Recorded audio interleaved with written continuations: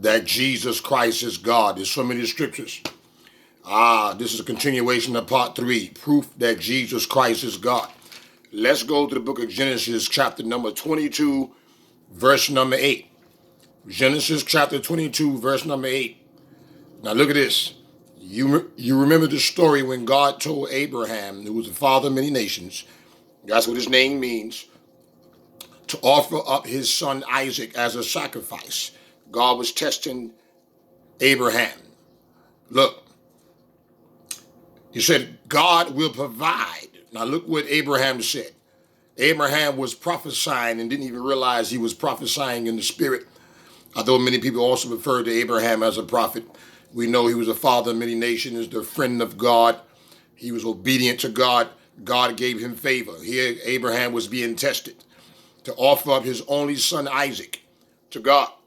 Look, when his son Isaac did not see the lamb that was supposed to be sacrificed, he asked his father, "Father, where is the lamb that's supposed to be sacrificed?" And look what Abraham said. God will provide himself a lamb. Look at this. Abraham said this, God will provide himself a lamb. In other words, God will substitute. Right? Now hear this now. Hear me closely. God will provide himself. Himself. You hear it? In the spirit? Not in the natural, here in the spirit. God will provide himself a lamb. This is Abraham said, this means God will provide himself a lamb. Teaches us that the lamb who is the future will be sacrificed was God.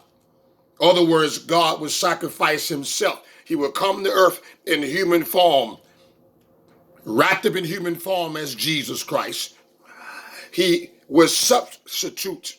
He will come as a substitute, taking our place to redeem us from our sins.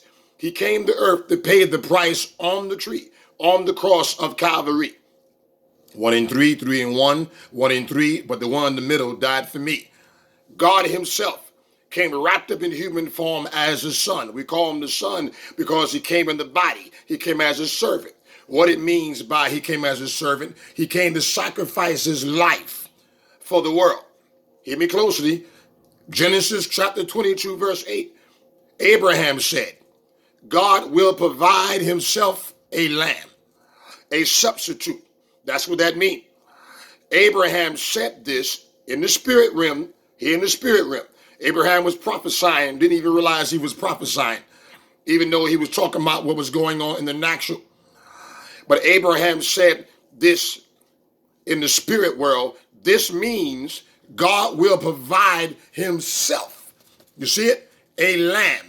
This teaches that the lamb who in the future will be sacrificed was God himself. That's how I know that Jesus is God. That's why the Bible said, in the beginning was the Word, and the Word was with God, and the Word was God. St. John chapter 1, verse 1, verse 10 said, and the world was made by him. Who made the world? God. Verse 14 said, and the Word became flesh. God provided himself a lamb. He came himself.